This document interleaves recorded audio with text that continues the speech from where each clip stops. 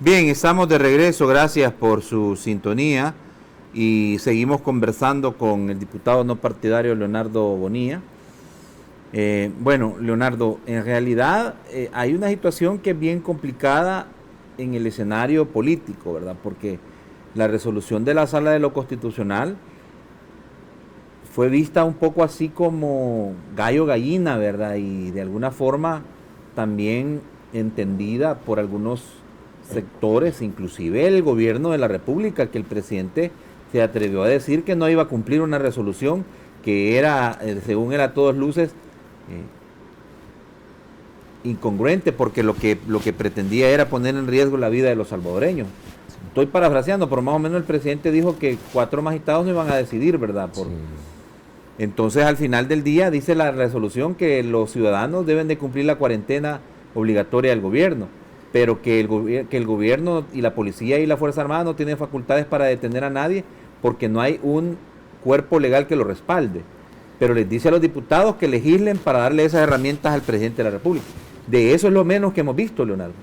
Sí, yo, por lo que mencionaste del tuit, yo sí quiero lamentar algo. ¿Verdad? El presidente decía un tuit, lo tengo acá, dice: no entiendo el deseo mórbido que tienen de que nuestra gente muera. ¿Quién tiene ese deseo de que la gente muera? O sea, yo no he escuchado a ningún funcionario expresarlo. Tal vez haya más de algún funcionario. El Pues, presidente, han negociado. el presidente interpreta las decisiones que están tomando. Correcto. ¿Y cómo lo expresa en Twitter? Y obviamente una persona lo lee y se lo cree. O sea, de verdad que matemos a todos los funcionarios públicos. Porque dice: no entiendo el deseo mórbido que tienen, no dice quién, vea, de que muera nuestra gente. O sea, hay funcionarios que tienen deseo de que muera la gente. Pues hasta yo no lo he escuchado. Probablemente, como algunos hasta han negociado con pandillas, probablemente sea cierto, pero quién lo ha expresado, no lo sé. Pero Juré dice que cumpliría y haría cumplir la Constitución. Esto es un poco contradictorio porque dice que no va. Y oí bien, dice: Juré que cumpliría y haría cumplir la Constitución. Y en el párrafo siguiente del mismo tuit, ni siquiera un hilo, dice: así como no acataría una resolución. O sea, cumpliría la Constitución, pero no acataría una resolución, dice en el siguiente párrafo. Pero las resoluciones de la Sala de lo Constitucional tienen el carácter de ordenamiento constitucional. Entonces, decir que voy a cumplir la Constitución, pero no acatar una resolución, es incumplir la misma Constitución que le da carácter de constitucional a una resolución. Que me ordene, y dice: no acataría una resolución que me ordene matar salvadoreños. Pero es que es totalmente absurdo que haya una resolución de una institución de Estado que te diga que maté salvadoreños. O sea, perdón, pero esa es una mentira. O sea, ponerlo en... Claro, si lo pones así, me lo decías a mí, para mí es un héroe el presidente que diga que no va a acatar. Si yo tampoco acataría una orden de matar salvadoreños. No sé si tú lo harías o quién lo haría.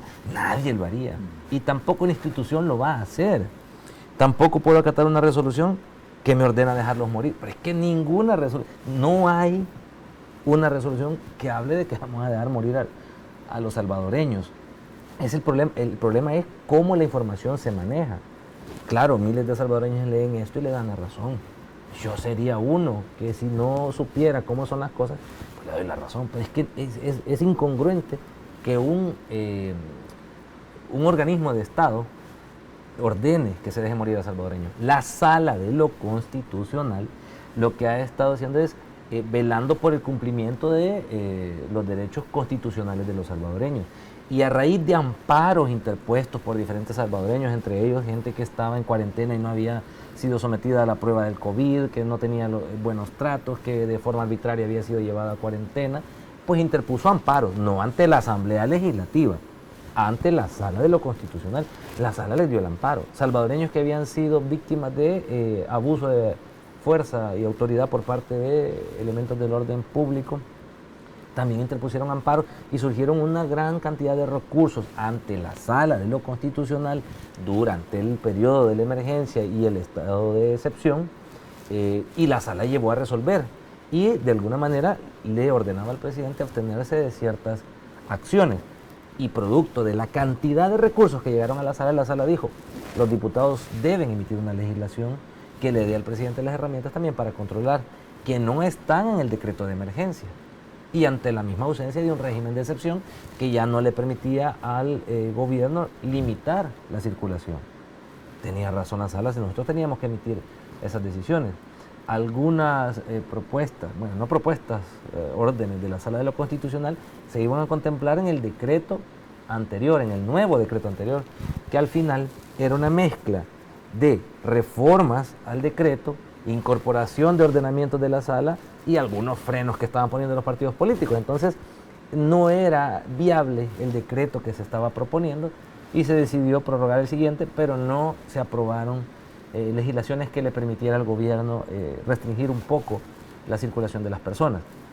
Ahora, yo resiento esa situación porque la Sala le ordenó a la Asamblea y la Asamblea debería, pues, aprobarle. Yo creo que a estas alturas ya no, en la posibilidad de que se prorrogara el régimen de excepción y si no, pues alguna otra herramienta que le permitiera al gobierno no entrar en una ilegalidad a la hora de querer contener esta situación. Por ejemplo, se tomó la decisión de crear un cerco sanitario, de establecer un cerco sanitario en la Libertad, en el Puerto de la Libertad. Eso fue ilegal y totalmente arbitrario. Y muchas personas me dicen, y yo comprendo la intención de las personas, mire, pero es que la gente no entiende y esa era una forma. Bueno, pero si en San Salvador habían 44 casos y en la Libertad en ese momento no había ninguno, ¿por qué no poner el cerco sanitario en San Salvador, donde quizás somos más rebeldes incluso? Y aquí hay casos, para que esto no se desborde, los casos que están aquí, creamos un cerco sanitario y no vayan a contaminar a otros u otros entren a contaminarse aquí. Pero se pone en el Puerto de la Libertad donde no habían casos. Entonces se están tomando decisiones que son arbitrarias y que al final, es cierto, el cerco sanitario probablemente hizo que mucha gente se quedara en casa, pero es que iba en contra de la ley, porque esa no era una herramienta para que el gobierno la utilizara y frenara a la gente. Tendríamos que haberle dado una herramienta que aplicar en estas circunstancias y no que el gobierno viniera a aplicar una figura que no tenía nada que ver para contener a la gente. Esta es una medida preventiva. Pero es que yo vuelvo, insisto, Leonardo, con todo respeto, la gente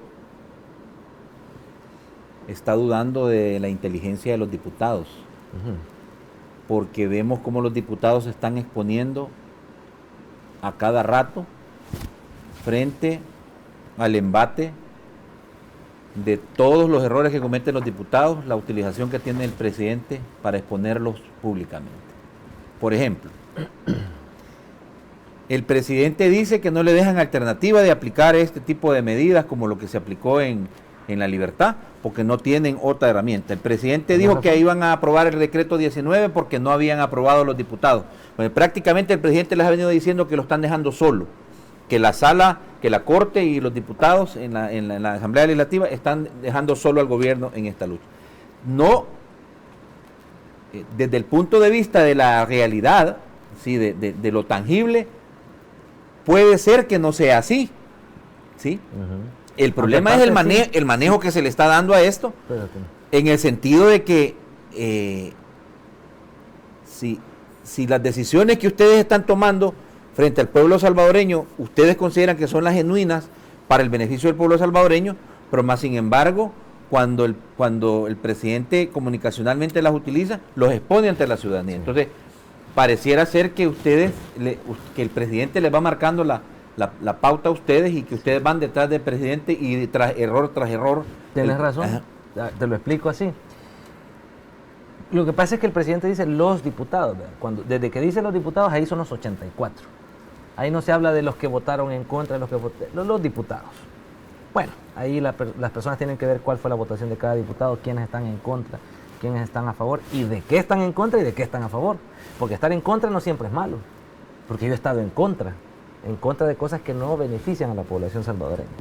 Pero tenés razón, y ahí quizás tenés razón también en la parte donde se pone en duda la inteligencia de los diputados. Algunos diputados vienen y se oponen a algunas medidas que solicita el presidente, que yo considero son necesarias, porque otras que solicita el presidente considero que no lo son, y oponerse no sería algo malo. Pero por capricho en algunos momentos se le niegan herramientas al presidente. Repito, el mismo régimen de excepción, la no prórroga del régimen de excepción. ¿Qué hizo el presidente de la República? No me aprobaron el régimen de excepción, que yo sí consideraba necesario que se discutiera y que se prorrogara. Entonces creó un decreto ejecutivo que tomaba las herramientas que tenía el régimen de excepción, pero no se puede definitivamente. Entonces, ante una negativa de los diputados, el presidente toma una acción que tal vez no es la correcta, Pero como los diputados no quisieron, le dice a la gente, como ellos no quisieron, yo hice esto, y la gente se lo va a legitimar. Porque a la gente no le importa comprender si es legal, si no es legal, sino que el presidente resuelva con o sin los diputados. Entonces viene y crea un decreto inconstitucional. Lo tengo que señalar. El decreto 19 es un decreto inconstitucional. Sí, pero me van a decir alguien, sí, pero surgió a raíz de que los diputados no le aprobaron. Sí, es cierto, a raíz de eso surgió. Pero no por eso. Así lo manejó el presidente. El presidente lo manejó que ante la negativa de ustedes de aprobar. Y eso así fue. Sí, o sea, lo que pasa es que pareceré ambiguo. Vos siempre me decís que parezco gallo gallina. Pero es así. Ok, ellos no me dieron esa herramienta. Yo tengo que aplicar la algo. hago. Aunque no, la Constitución no le dé esa facultad, yo la hago. La Constitución le da facultades de emitir decretos ejecutivos en materia administrativa, pero no puede restringir derechos constitucionales a partir de un decreto ejecutivo. ¿Tienen la culpa los diputados? En parte sí. Debimos darle la herramienta al presidente para que no estuviera en esa situación. Pero también el presidente aprovecha esas situaciones de negativa de algunos diputados, y en algunos casos la mayoría de diputados, y aunque haga algo incorrecto, la gente por ahora se lo va a avalar. Y eso yo lo entiendo perfectamente. Pero solo por esa situación no me voy a prestar yo a ese juego. Entonces yo parezco que estoy en el mismo huacal, pero yo me salgo de ese enfrentamiento. Yo he condenado acciones del presidente de la República, pero cuando se trata de darle las herramientas, yo ahí estoy para apoyar. Entonces yo no estoy, yo siempre hago el llamado, miren, no hagamos esto porque esto es ir en contra del gobierno y esto no construye nada. Y el gobierno viene y se opone en la asamblea, y en ese juego yo sí me mantengo afuera. Al margen. Al margen. Porque a mí si me preguntan por cada una de las decisiones, mire, ¿por qué le aprobó esto? ¿Por qué no le aprobó esto? ¿Por qué sí le aprobó esto? ¿Por qué no le aprobó esto? Para todas tengo una respuesta. Y te las doy aquí. A mí cuando me preguntan, aquí explico ese razonamiento. Lamentablemente en una emergencia, acabo de ver una noticia, no sé de qué país, decía, oposición, en otro país por supuesto, considera que en este momento no es conveniente o en este momento es mala idea atacar al presidente. Y la comparte alguien aquí y dice, ve, aquí deberían de ser así. Es que me parece absurda esa noticia. Y entonces, ¿en qué momento sí es conveniente atacar a un presidente? Yo no creo que sea conveniente que los órganos de gobierno estén enfrentados. En este momento mucho menos, por supuesto, en un momento de emergencia. Es que no es conveniente estar atacando. Una cosa es criticar y oponerse, porque hay una oposición a una decisión que no es correcta a criterio de cada órgano, y otra cosa es atacar. Solo tratar de cerrucharle el piso la asamblea al presidente y el presidente a la asamblea con tal de verlo de manera electoral.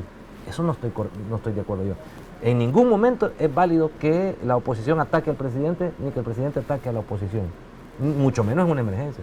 Pero eso en ningún momento. Ataques es una cosa ya vil, pues. Sí. Creo que una oposición es una Bueno, cosa. pero desde tu punto de vista, vaya, porque para el pleito se necesitan dos, ¿verdad? Sí. Para bailar se necesitan dos, ¿verdad? Y aparentemente aquí nadie baja los canastos, nadie es humilde, nadie busca el consenso, bueno, lo que menos ha habido es acercamientos para poder buscar decisiones de manera, es que diferencias pueden haber, pero en las diferencias se pueden encontrar puntos de encuentro, y no lo hay. Entonces, desde tu punto de vista, es que yo lo quiero poner desde esta perspectiva. Sí. Los que más salen trasquilados son los diputados. No, el pueblo salvadoreño. Los diputados van en la cuenta, pero el más trasquilado es el pueblo salvadoreño. Porque, por supuesto, trasquilados en el interés electoral, sí. En la percepción que tiene la gente sí. de ustedes por el manejo. Porque yo vuelvo, insisto, puede ser que el presidente no tenga razón en lo que le dice a la ciudadanía, pero la ciudadanía lo entiende así. Correcto. Y la ciudadanía le compra al presidente eso. Correcto. Entonces, y los diputados se lo ganan a pulso. No han entendido. Digo, los diputados cualquiera. No, sí, pues veo que estás hablando en tercera persona, no te incluís vos. No, ahorita me acabo de incluir. Incluido yo, después de que la gente haga sus valoraciones, ¿verdad? Y yo siempre lo he dicho, yo voy a afrontar las consecuencias de mis actos y mis decisiones, que me lleven a donde me tengan que llevar. Si son incorrectas, pues tengo que pagar las consecuencias. Y si son correctas, pues bueno, el tiempo lo dirá. Pero tenés toda la razón.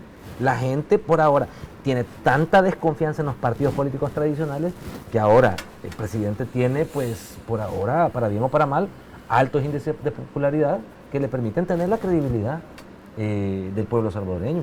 Y si los diputados hacen algo que está mal y el presidente lo sobreexpone, pues los perdedores electoralmente en materia electoral y de preferencia ante la población son aquellos diputados que estén en contra de alguna Bueno, decisión. dos cosas, vamos a la pausa y vamos a regresar a hablar de entonces qué es lo que van a decidir, porque pues, se siguen pegando balazos en las patas, ¿va? Lo que van a decidir hoy.